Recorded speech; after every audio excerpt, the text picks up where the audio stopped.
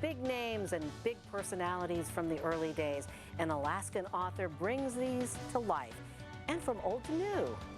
So it's interesting to stand here and look at the progress that not only Anchorage as a city has made, but the progress that SERI as a corporation has made as well. Workers are starting to move into one of the most high-tech buildings in Alaska. We'll take you inside the new home of the SERI Native Corporation. Sponsorship for Frontiers with Rhonda McBride is provided by Kupik Corporation and Spenard Builders Supply. Alaska, where there are old triumphs, but also new frontiers, with challenges as great as the state itself, but a belief the best is yet to come, bringing you the faces, the places, and the spirit of the last frontier. This is Frontiers with Rhonda McBride. Welcome to Frontiers. As you look across the downtown Anchorage skyline with its glass and mirrored buildings, it's hard to believe the city is only 100 years old. But later in our program, we'll show you why the frontier spirit is still alive and well in the big city. But first, on this weekend of Anchorage's centennial celebration, something to give you an appreciation of what it took to turn Anchorage into a bona fide community. And KTVA's Lauren Maxwell joins us to show us how one Anchorage neighborhood developed. And Lauren, I guess, sort of the aha moment in this story is that the people who live there today have no idea about the community's history. Well, quite a few of them don't. This is a neighborhood in Anchorage's South Addition near Fairview downtown, and some people do know it as Pilot's Row because a lot of the state's early pilots settled here. But as it turns out, the houses in this neighborhood were built for something else, and it took a couple's constant sleuthing to find out what. There's such a sense of community. Melanie San Angelo always had a special feeling about this South Addition neighborhood. I just was attracted to it naturally. It was kind of odd that. She wondered about the history behind the older homes that line the block between Cordova and A Streets and East 10th and 11th Avenues. She says there was something similar. In 2007, when Melanie and her husband Mike bought their own home here, they found out what it was. Tuesday, August 6, 1940. Yes, this was the official announcement in the paper. The San Angelos had purchased a kit home in what's considered Alaska's first subdivision. Yes, this one's ours right here. The neighborhood, known as Block 13, was built by Army soldiers when Alaska was just a territory.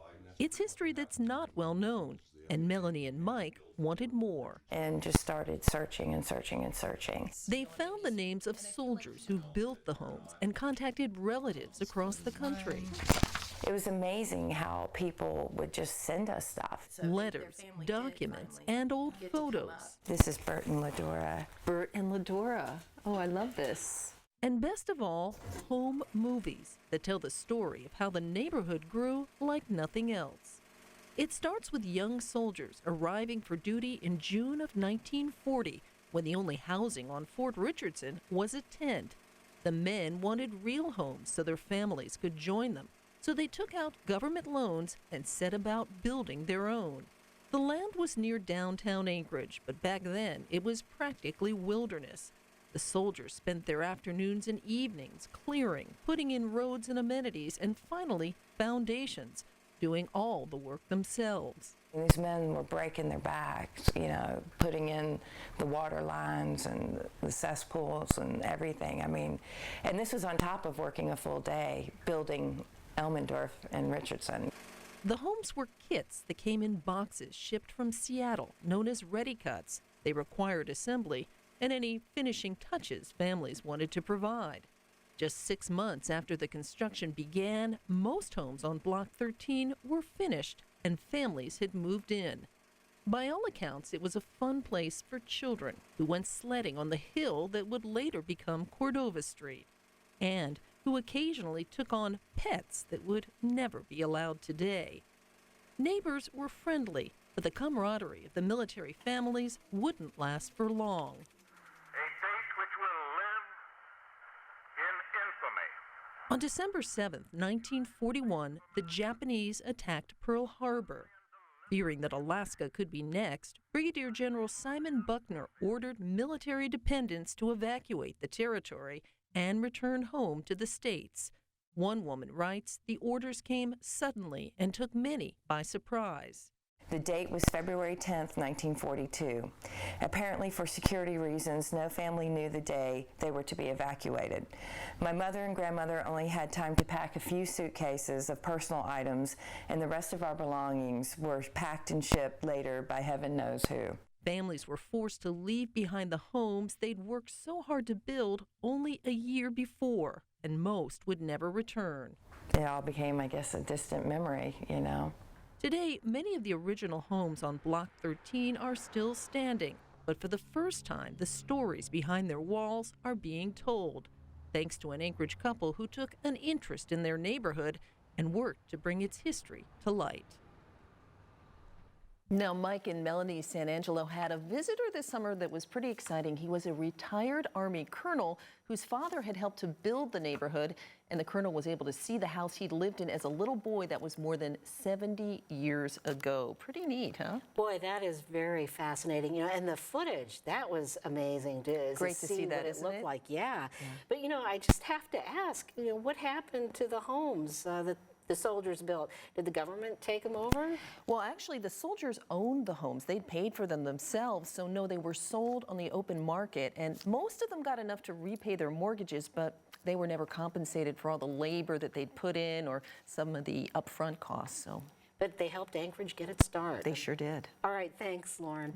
Well, there is no end to the stories, especially when it comes to some of the colorful characters of early Anchorage. And one Anchorage author's specialty is bringing them to life. Laurel Downing Bill is here to prove that you just can't make this stuff up, that truth can be more fun than fiction.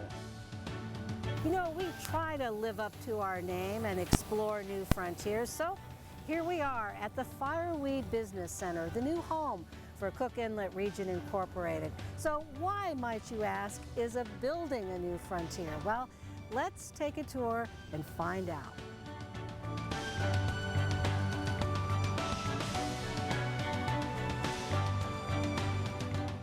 We have a story of 27 families that put 18 months of their lives into building a village, a home for themselves and their future.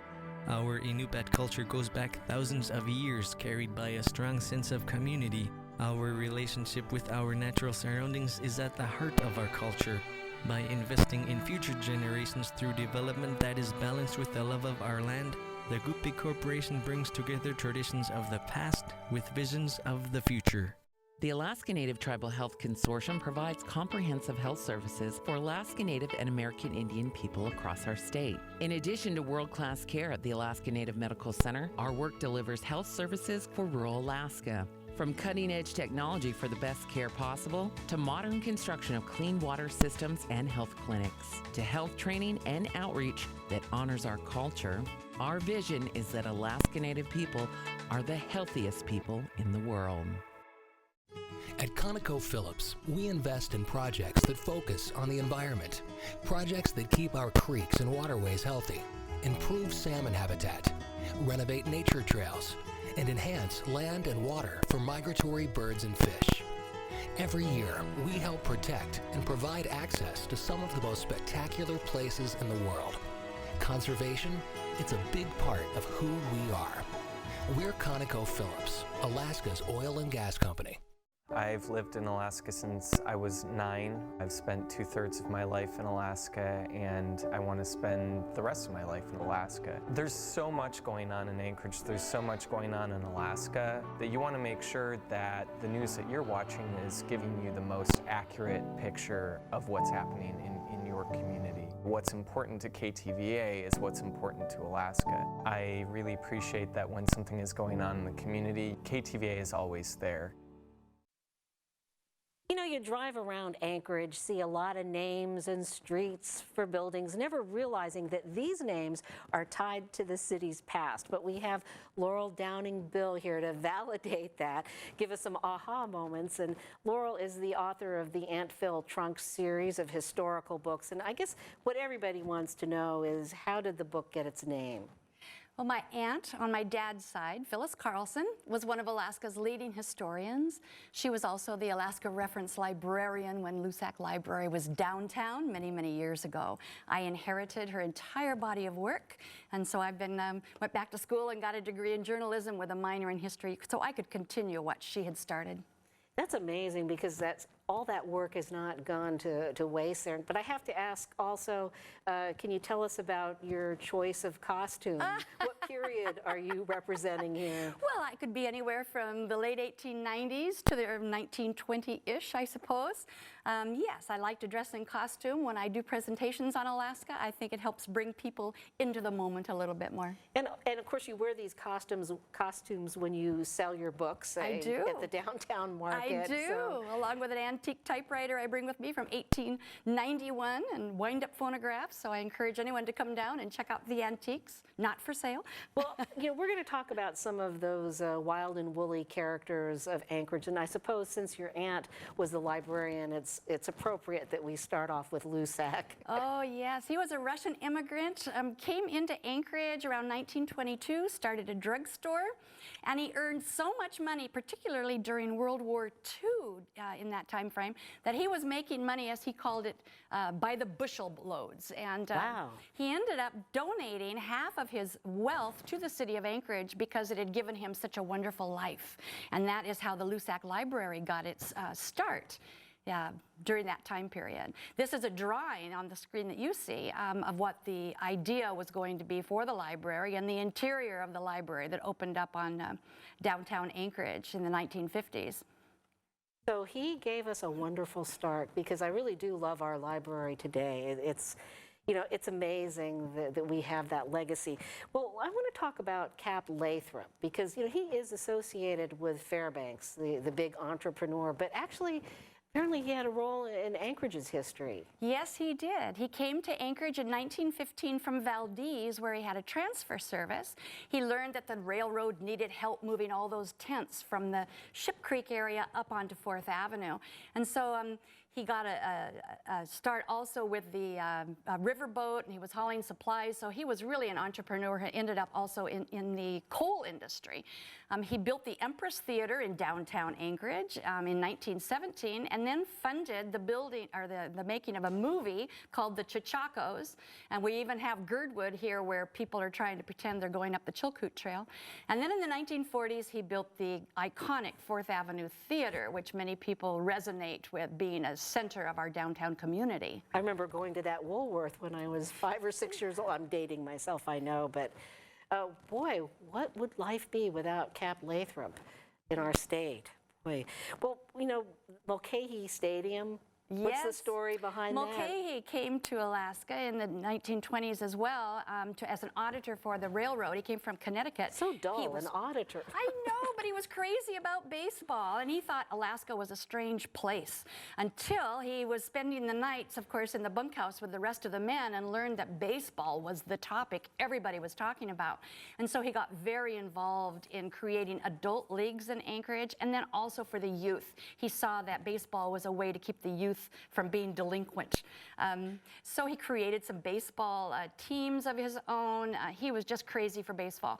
He ended up becoming also nationally recognized, and through that association with the national leagues, we now have teams like the Pilots and the Bucks, and we've trained collegiate teams where we had players like, they call him the big unit. His name was Randy Johnson with the Diamondback team, where lots of people know him. Mark McGuire, the home run king, trained on our field. So through Mulcahy, we have some really wonderful stories of things that went on with the baseball world. So we had people that really gave a lot of themselves in our early days. I'm interested in Joe Spenard, because Spenard has sort of a notorious, interesting reputation. Yeah, Spenard is a quirky character. He had what they say is the first truck in Anchorage, and he took on a bet at a bar where he could drive his truck struck through their front doors. He lost the bet. But he was just a kind of a strange fellow who really wanted to be out in the wilderness. And he hacked his way through the trees on the Chugach Forest and discovered a lake, and he called it Lake Spenard. And he thought people of Anchorage would be interested in a resort area, so he created a resort. And even President Harding, when he came up in 1923 to drive that golden spike to finish off the railroad, spent some time at the resort enjoying the waters of Lake Spenard. Boy, it's hard to think of Spenard hosting an upscale resort. I know. Well, you know, while we're on the subject of wild and woolly characters, you know, there's one that I wonder about, Russian Jack. A lot of people hike in the Russian Jack Springs Park. What's the backstory there? Well, that was his homestead. Jack, again, another Russian immigrant coming to Alaska, carved out his little livelihood in the wilderness by distilling brew from an illegal still. And he was also a carpenter. And, look at that. Yeah, he was in a fight one evening where a man was trying to kill him. So the Daily Times was kind of behind his story, saying it was all in self-defense. He was sentenced to some prison time in McNeil Island. But then as soon as he got out in 1948, the people of Anchorage nominated him for Mardi Gras King for the Fur Rendezvous. He didn't make it, So but he he was became forgiven. prince. He was forgiven for his transgressions, yes. Boy, what a character.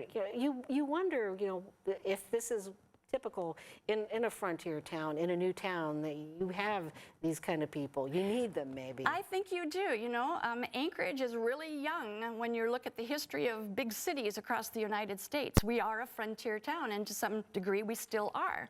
It was a frontier town when the military came during World War II. It was a frontier town when the pipeline started building in the 1970s. And today it's still in a way a frontier town, but it is a magnificently beautiful frontier town. You know, it's interesting because sometimes I think it's getting too big, and then newcomers come and they think that we're still pretty small. What is it about Anchorage that has this mix of frontier and urban life?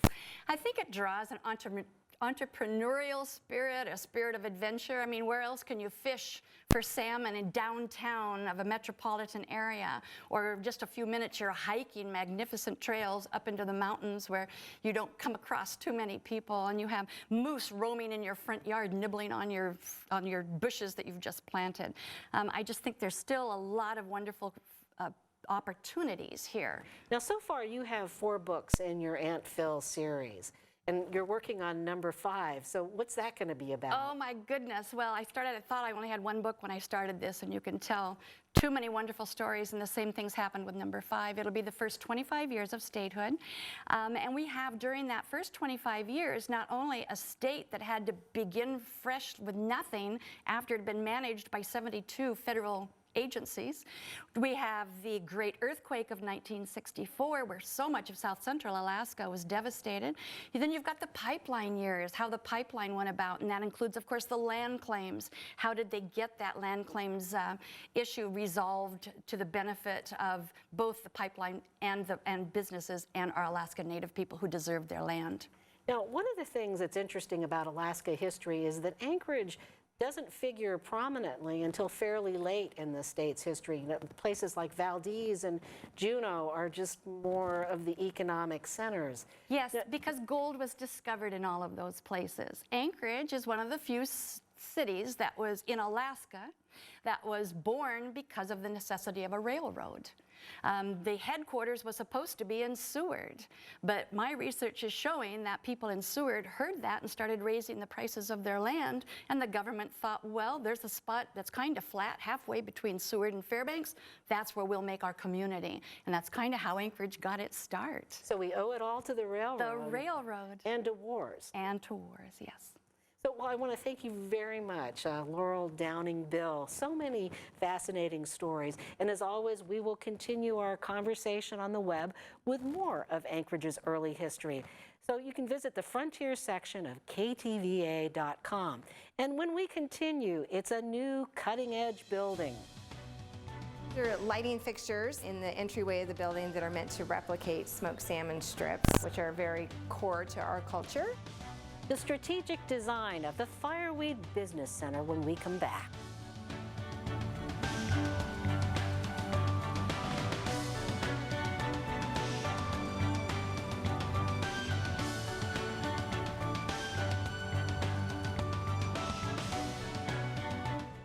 Let's never forget the cost of freedom or take it for granted. As a veteran, you are entitled to certain benefits when you pass. To learn what benefits are included, ask for our free Veterans Information Kit and learn how a smart plan can provide all of the things that are not covered. We all enjoy the freedom you provide for us, and we thank you for your service. This is Dominic Hassar, owner and operator of the Cremation Society of Alaska. Call us at 277-2777 or visit our website. For more than 60 years, Spenard Builder Supply has helped Alaskans build their backyard barbecues, their curb appeal, their arsenal, and their hideaways. From helping you pick the perfect decking, to mixing paint that's just the right shade, to finding the power tool that pulls it all together, SBS is here to build with you. From ground to roof to everything in between. Now offering financing with no payments or interest for 12 months. Visit us today at your local Spenard Builder Supply. Your seat cushion can be used to grant wishes. Who said that? Hello? Really can, you know. You talking to me? Sure am. Because the airline miles you earn and donate to Make-A-Wish can help send thousands of kids on their wish trips. So donate to Make-A-Wish today. You really should, you know. You really should. And give wishes wings. Because wishes work wonders. With the new KTVA 11 News live stream, you can stay up to date on Alaska news, sports, and weather every day from anywhere. In Homer. In Tanana. From the capital. At Denali Base Camp. From McGrath. Here at the Port of Anchorage. In Kodiak. Here on Prince of Wales Island. From Barrow. In North Pole. And we mean anywhere. In Portland. From Boise. From Denver. In Washington, D.C. From Reykjavik, Iceland. From Afghanistan. At 35,000 feet above South Dakota. Try it today at ktva.com/stream. So far, we've been talking about early Anchorage, but let's fast forward to today. It's often Alaska Native corporations that bring that edgy, let's do something different spirit to Anchorage. And next week, when the Siri Native Corporation employees move into their new home on Fireweed, a lot of people who work in Anchorage are going to have a serious case of office building envy.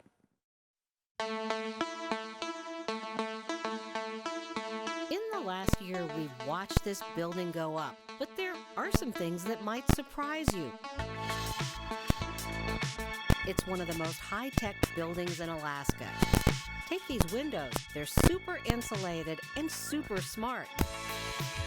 They tint automatically. Inside, there are sophisticated heat exchange systems that balance out cold and hot spots in the building to save energy. The Fireweed Business Center is now ready to open, the new home and showcase for Siri. It's an investment of more than $40 million. Well, you take a look at Siri, and we're almost a billion-dollar company. We begin our tour at the top of the building in the Siri boardroom on the 8th floor, where the big decisions are made. I mean, here we have the skyline of Anchorage there, the downtown business district. You know, you think of the history of our city, you know, nearly 100 years old. Started down there on the shores of Ship Creek, and look how much it's grown. So it's interesting to stand here and look at the progress that not only Anchorage as a city has made, but the progress that Siri as a corporation has made as well. When Siri built its first headquarters in the mid-1970s, workers still used typewriters. Anchorage didn't have many all-glass buildings with geometric architecture, so it was considered cutting edge for its time. Siri plans to keep this building and lease it. As for its new home, most of this building will be leased to other businesses as well. You know, every investment we make is a big decision. It's a strategic decision about the future of the company. Even building this building was a strategic decision. The design itself was strategic. The Shareholder Services Division was embedded into the management floor to build stronger relationships with shareholders. Our shareholders last year received right around $3,800, the average shareholder with 100 shares. The decor of this building reflects the different Alaska Native cultures of Siri shareholders. Lighting fixtures that look like drums. These are lighting fixtures in the entryway of the building that are meant to replicate smoked salmon strips, which are very core to our culture. As for the company's culture, the building is designed to foster a more collaborative work style. On the floors Siri will occupy, there are no walls, just partitions. And we really wanted an open concept so that all of our employees could enjoy the sunlight. This is not your traditional cube farm. Every employee has a spectacular view, no blinds to block it. Electronic sensors on the roof continually adjust the tint for heat and glare, and the workspaces are well appointed. You know, I could be sitting here and you could sit down there and we could have a little conversation. Just like this, huh? Yeah, and have a conversation That's a very nice touch. about something that feels a little bit home-like and a little bit like an office. You don't feel like you're in a standard cubicle. We have a fit room. Oh. A workstation with a treadmill, along with gleaming break rooms on every floor, as well as a spacious, inviting lounge, and the pièce de résistance, an outdoor deck. Sophie Minnick started out as an accountant, spending many grueling hours at a desk in cramped spaces. She wants a different world for her employees. I hope that we've built something that the next generation of our workforce can say, you know, gosh, when I started at Siri, you know, not only did I get to come in and have brand new office furniture, high-tech office space, but look at how it's changed the way I work. So what about the big Siri bosses? They don't have walls either. Do you think that this engenders more trust within the company when bosses are not sealed off? I hope so. I hope it makes people feel that, you know, we are all in this together. For now, the building is a statement for the Regional Native Corporation about its place in the Anchorage economic landscape for both today and tomorrow.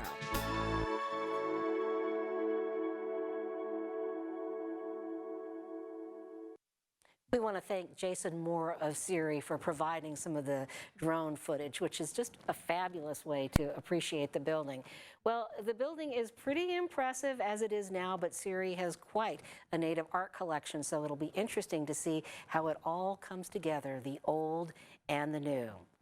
Well, we have much more to share with you online, a web extra with more from our guest, historian and writer Lauren Dowling-Bill. So go to the Frontier section of ktva.com. And as always, thanks for being a part of our weekly conversation. This one was a reminder that at every point in our state's history, we never run out of frontiers. So from all of us at KTVA and Denali Media, happy 100th birthday, Anchorage. And as always, may you find your own frontier.